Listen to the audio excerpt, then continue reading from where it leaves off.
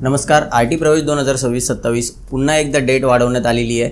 2 नंबरच्या यादीमध्ये ज्या पण विद्यार्थ्यांचं नाव आलेलं होतं म्हणजे नंबर लागलेला होता, जे लोक वेटिंगमध्ये होते जेव्हा सुरुवातीला लॉटरी लागली तेव्हा, आता त्या मुलांचे नंबर लागलेले आहेत दुसऱ्या यादीमध्ये आणि त्यांना आता ॲडमिशन घेण्यासाठी पुन्हा तारीख वाढवून देण्यात आलेली आहे.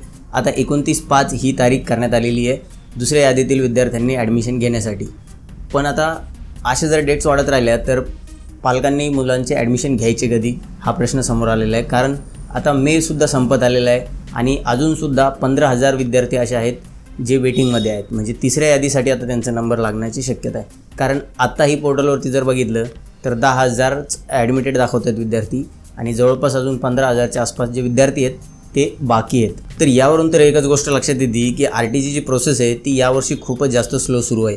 आता तुमच्याही मुलाचा जर नंबर अजूनसुद्धा वेटिंगमध्ये असेल तर तुम्हाला अजूनसुद्धा वाट पाहायला लागणार आहे तिसऱ्या यादीची. आता तिसरी यादी केव्हा लागेल आणि त्यानंतर तुमचे कधी डॉक्युमेंटेशनचे व्हेरिफिकेशन होईल, घराचे व्हेरिफिकेशन होईल आणि कधी तुमचं नाव ॲडमिटेड दाखवेल, कधी तुमचं ॲडमिशन होईल, हा एक मोठा प्रश्न आहे सध्या सर्व पालकांच्या समोर. आणि आपण किती दिवस RTच्या ह्या प्रोसेसला बघत बसायचं, कारण आता जवळपास 2 महिने होत आले की हे RTचीच प्रोसेस सुरू आहे. फॉर्म भरा, नंबर लागला, लॉटरी लागली, वेटिंग आहे, दुसऱ्या यादीत वेटिंग आहे, तिसऱ्या यादीत वेटिंग आहे. तर ही खूप स्लो प्रोसेस सुरू आहे. आणि जर आपण बघितलं तर जवळपास 90%च्या आसपास शाळांमधले ॲडमिशन फुलसुद्धा झालेले आहेत.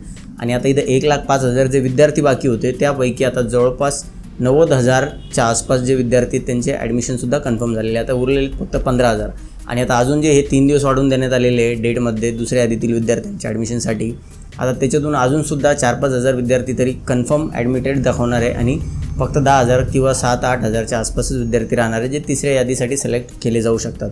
परंतु तिसरी यादी येता अजून जूनचा अर्धा महिना येऊ शकतो आणि तोपर्यंत जवळपास सर्व शाळांचे ॲडमिशन फुल होतील. मग त्यानंतर जे विद्यार्थी खाली राहिलेले आहेत त्यांनी ॲडमिशन घ्यायचं कुठं? पण आता ही प्रोसेस किती दिवस चालणार आहे? आता जून महिनासुद्धा सुरू होण्यावर आलेला आहे आणि अजूनसुद्धा यांचे 15,000च्या आसपास जे विद्यार्थी आहे ते वेटिंगमध्येच आहे. तर ही एक अपडेट होती डेट एक्सटेंड झाल्याबद्दलची. असं वाटत होतं की आता एक्सटेंड होणार नाही आहे डेट, परंतु आता पुन्हा एकदा एक्सटेंड करण्यात आलेली आहे. तर आता जी तिसरी यादी लागेल त्यासाठी अजूनसुद्धा टाईम लागू शकतो आणि जून महिन्याच्या अर्ध्यापर्यंत तरी अजून ही RTची प्रोसेस चालण्याची शक्यता आहे.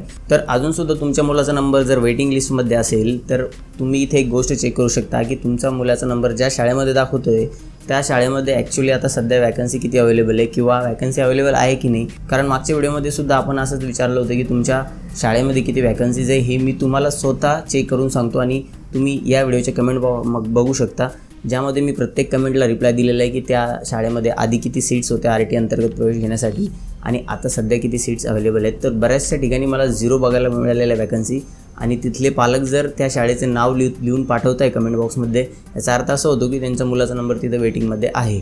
मग वेटिंगमध्ये नंबर आहे परंतु शाळेमध्ये आता वॅकन्सीज नाही राहिलेली, तर आपण येणाऱ्या जी पुढची यादी आहे तिची वाट कशाला बघायची ना, आपण आपल्या पद्धतीनं आता ॲडमिशन घ्यायला सुरुवात करायला पाहिजे. तर कमेंट बॉक्समध्ये तुमच्या शाळेचं नाव, तालुका आणि जिल्ह्याचं नाव लिहा. मी तुम्हाला चेक करून सांगणार स्वतः. तुम्हाला स्वतःही चेक करण्याची गरज नाही की आता त्या शाळेमध्ये वॅकन्सीज किती बाकी आहे.